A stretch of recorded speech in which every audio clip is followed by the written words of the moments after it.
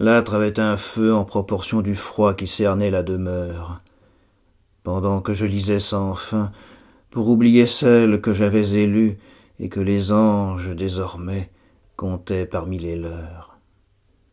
Et quoique las de lire, je lisais depuis l'aube, je m'accrochais encore à quelques livres épais.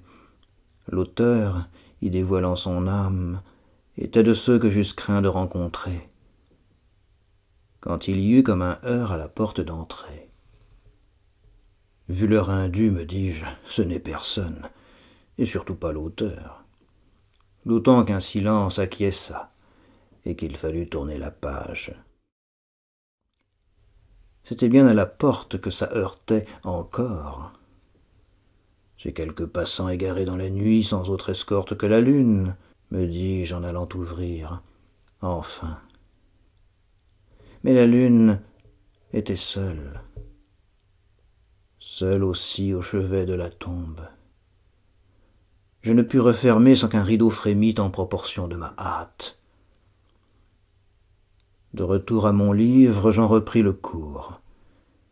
Mais comment rester sourd à cette autre heure, plus fort et contre les volets? Que le soir est venteux, et en veut aux volets, me dis-je avant que d'aller les ouvrir d'un coup sec. Mais l'air au dehors était fixe, tant y régnait un froid mortel. La lune aussi ne bougeait pas au chevet de la tombe. Je ne pus refermer sans qu'un corbeau entrât, corps et ombre, et se posa sans heurts sur le haut de l'horloge. Une horloge arrêtée depuis les obsèques, et dont le balancier frémit, mais sans battre à nouveau. L'oiseau ne manquait pas d'allure, et semblait davantage une allégorie que la piètre figure d'un charognard. Il me semblait, pour tout dire, que tout homme de goût ne pouvait l'approcher sans quelque révérence, ce que d'ailleurs je me surpris à faire. Mais j'eus au fait de m'en vouloir, et de lui demander avec aplomb, comme s'il ne fût qu'un dieu auquel nul ne croyait, « Comment sonne ton nom dans la langue des cieux ?» Quand il dit, avec autant d'aplomb, « Jamais plus !» Qu'il eut le don de la parole, et qu'en outre il sembla répondre à la mienne, me fit douter de tout, de moi et de ma conception du monde.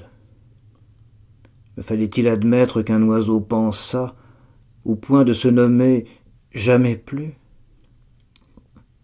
L'intrus n'ajouta rien, comme si ce nom en eût exprimé tout l'être, si tant est que les mots puissent exprimer autre chose qu'eux-mêmes.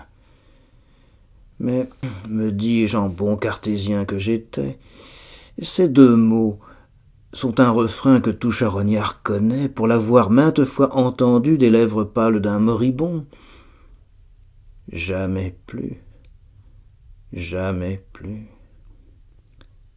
Et bien que ce corbeau ne me parût qu'un perroquet, je n'en voulus pas moins l'éprouver à nouveau dans la langue de Descartes, ce que je fis non sans respect.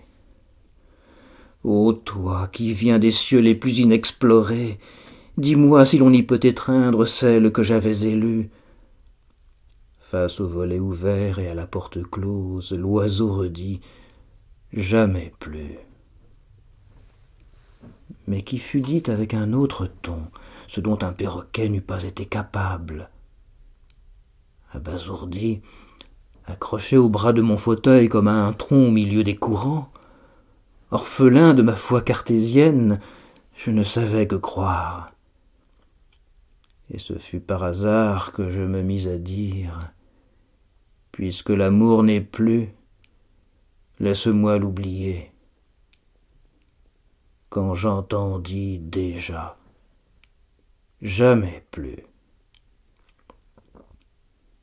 Bien que muet d'effroi, j'eus encore assez d'âme pour crier « Qui que tu sois, charognard du temps ou de l'esprit, rejoins l'orbite de Pluton, retourne aux vents qui t'ont forgé et laisse-moi sourd à ce que tu profères. Mais le corbeau redit plus fort, jamais plus. Et depuis lors le répète à chaque heure, du haut de l'horloge arrêtée, cette tombe du temps que nous vécûmes. Et depuis lors, le ciel est resté noir, la lune au chevet de l'amour, et le balancier au plus bas.